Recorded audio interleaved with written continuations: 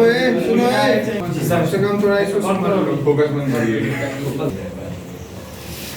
Usage. जैसे generally जब हम लोग बात करते हैं तो इस तरह का ट्रांसलेशन हम बहुत ज़्यादा यूज करते हैं कि जैसे चुप रहने का क्या लोगे, नहीं बोलने का क्या लोगे, इस काम को करने के लिए क्या लोगे, या पढ़ने के लिए क्या लोगे, या खाने के लिए क्या लोगे, या पीने के लिए क्या लोगे। तो जहाँ कहीं भी इस तरह का अनुवाद आपको बोलना हो या फिर बनाना हो, इस तरह का सेंटेंस अगर आप बोलते समय यूज कर रहे हो या फिर लिखते समय यूज कर रहे हो, तो नॉर्मली देखो जैसे चुप रहने का क्या लोगे, तो what will you take to keep quiet, यानी कि हमको स्टार्ट किससे करना है, इस तरह के सेंटेंस को हमको स्टार्ट करना है व्हाट विल से। किससे? What will say. और व्हाट विल लिखने के बाद से जो आपका सेंटेंस कह रहा है आप उसको बना दोगे। जैसे देखो यहाँ 5-6 ट्रांसलेशन हम जो भी बनाए हैं सबका स्टार्टिंग व्हाट विल है, यानी कि व्हाट विल। जैसे चुप रहने का क्या लोगे, तो व्हाट विल, उसके बाद ये देखो क्या लोगे, क्या लोगे, क्या लोगे, इसका मतलब होता है व्हाट विल।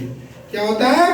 What will. यानी कि जब कभी भी कोई भी व्यक्ति अगर आपसे पूछे कि खाना खाने के लिए क्या लोगे, पढ़ने के लिए क्या लोगे, रहने के लिए क्या लोगे, गाने के लिए क्या लोगे, सोने के लिए क्या लोगे, रोने के लिए क्या लोगे, यानी कि जहां कहीं भी क्या लोगे के अर्थ में अगर आपको इंग्लिश ट्रांसलेशन बनाना हो तो आप डायरेक्ट व्हाट विल का यूज करोगे। किसका यूज करोगे? व्हाट विल का। व्हाट विल लिखने के बाद अब जो भी आपका वर्ब दर्शा रहा है, जैसे चुप रहना, सच बोलना, जाना, फोन छोड़ना या फिर पढ़ाई करना, आप जस्ट व्हाट विल के बाद आप उस सेंटेंस को फुलफिल कर दोगे, यानी कि बना दोगे। जैसे देखो चुप रहने का क्या लोगे, तो व्हाट विल, अब चुप रहने का you take to keep quiet. तो देखो यहाँ हम यू क्यों लगाएंगे भाई? यू इसलिए लगाएंगे कि हम जरूर किसी न किसी को बोल रहे हैं। जैसे तुम चुप रहने का क्या लोगे, अगर कुछ दर्शा रहे वहां तो ठीक है। जैसे इस सेंटेंस में हम दर्शाए हैं कि वह फोन छोड़ने का क्या लेगा, तो what will he take to leave the phone. लेकिन जहां कहीं हम सब्जेक्ट को अगर नहीं दर्शाएं तो आखिर हम बोल तो किसी को रहे होंगे ना, किसी से बातें करके ना उसको बोल रहे होंगे कि तुम चुप रहने का क्या लोगे, खाना खाने के लिए क्या लोगे, या पढ़ने के लिए क्या लोगे, या फिर यहाँ से जाने के लिए क्या लोगे। तो अगर सब्जेक्ट को नहीं दर्शा रहे हो तो वहां पे नॉर्मली आप यू का प्रयोग कर लोगे।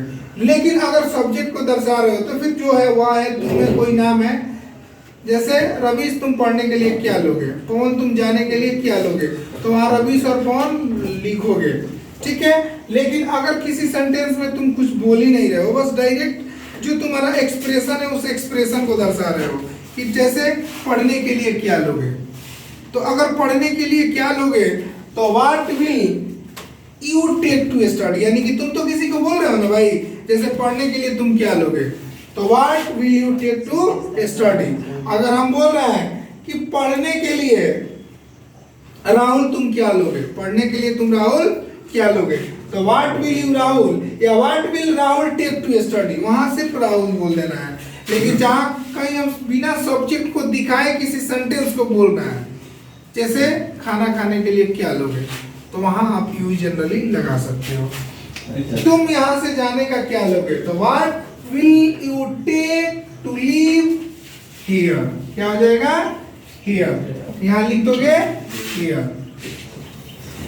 आगे देखो सच बोलने का क्या लोगे, what will you take to speak the truth, यानी कि अपने एक्सप्रेशन को, अपने बातों को एक्सप्रेस करने के लिए first of all you right what will.